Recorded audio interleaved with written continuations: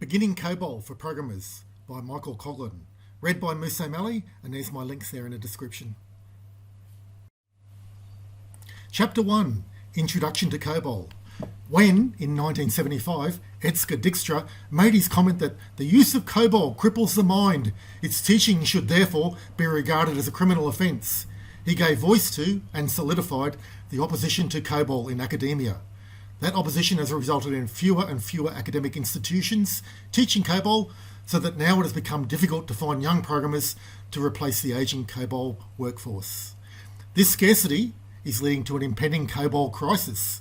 Despite Dijkstra's comments and the claims regarding Cobol's imminent death, Cobol remains a dominant force in the world of enterprise computing, and attempts to replace legacy Cobol systems have been shown to be difficult, dangerous, and expensive.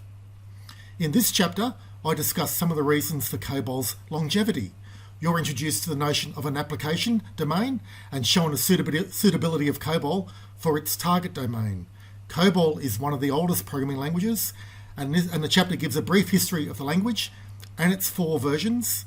Later, the chapter presents the evidence for Cobol's dominance in enterprise computing and discusses the enigma of its relatively low profile. An obvious solution to the scarcity of Cobol programmers is to replace Cobol with a more fashionable programming language. This chapter exposes the problems with this approach and reveals the benefits of retaining, renovating, and migrating the Cobol code. Finally, I discuss why learning Cobol and having Cobol on your resume could be useful additions to your armoury in an increasingly competitive job market. What is Cobol? Cobol is a high-level programming language like C or C# or Java, Pascal or BASIC, but it is one with a particular focus and a long history. Cobol's target domain. The name Cobol is an acronym that stands for Common Business Oriented Language, and this expanded acronym clearly indicates the target domain of the language. Whereas most high-level programming languages are general purpose and domain-independent languages, Cobol is focused on business or enterprise computing. You would not use Cobol to write a computer game, or a compiler, or an operating system. With no low-level access, no dynamic memory allocation, and no recursion, Cobol does not have the constructs that facilitate the creation of these kinds of program. This is one of the reasons why most universities do not teach Cobol, because it cannot be used to create data structures such as linked lists, queues, or stacks, or develop algorithms like the queue-sort or quicksort. Some of the programming languages has to be taught to allow instruction in these concepts of computer science. The curriculum is so crowded nowadays that there is often no room to introduce 2 programming languages, especially when one of them seems to offer little educational benefit. Although Cobol's design may preclude it from being used as a general-purpose programming language, it is well suited for developing long-lived, data-oriented business applications.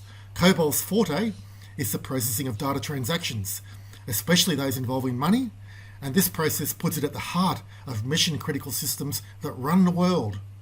Cobol is found in insurance systems, banking systems, finance systems, stock dealing systems, government systems, military systems, telephony systems, hospital systems, airline systems, traffic systems, and many, many others.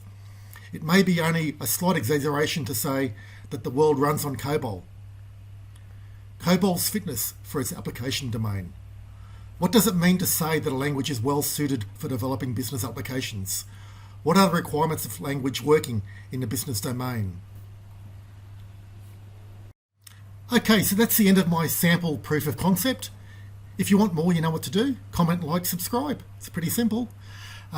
So I just did this really for a bit of a joke. I had a look on the internet today to see if there's any audiobooks for programming, and there was none. I couldn't find a single one. Google, DuckDuckGo, nobody had any audiobooks for programming. So I thought, I want to do one. What's the best audiobook I could do, or what's the one that would be the most controversial? And of course, the language everybody likes to poo on, Cobol. So why not an audiobook on Cobol to be the very first audiobook for programming? That's where Cobol deserves to be. It deserves to be the first audiobook. Or Fortran. But hey, Cobol's not bad either. And there's a lot of people out there that poo-poo all over Cobol. People that don't really know what they're talking about, that have never programmed in Cobol probably. most of them. Whereas I've done a lot of programming in Cobol. I love the language, but then I love all computer programming language. I love assembler and C Sharp and C++ and Java, and I don't like BASIC that much. But Cobol's a great language. You can do a lot in it. It's very powerful. And things like sorting files and getting user input and generating reports, nothing beats Cobol.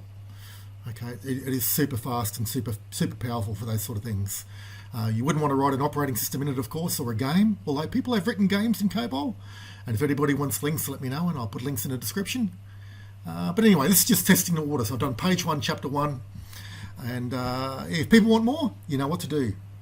And who knows, if there's a couple of... If I'm reined in for a few weeks and I've got nothing else to do, I might do a full chapter of the audiobook, or I might even do the full audiobook, which is going to be a huge amount of work, hundreds of hours of editing and recording. So anyway, let me know what you want anyway. Okay, have a nice day. Good luck, everyone. Thanks.